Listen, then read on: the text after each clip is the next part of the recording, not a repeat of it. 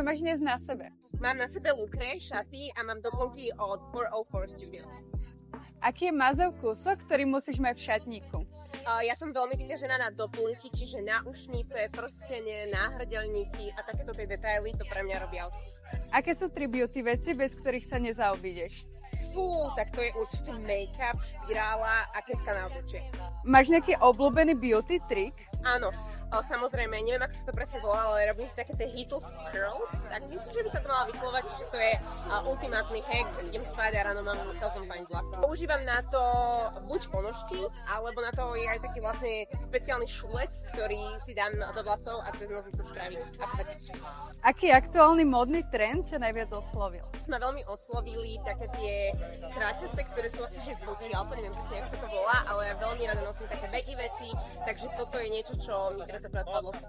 Čo považuješ za najväčší red flag na mužoch? Red flag na mužoch?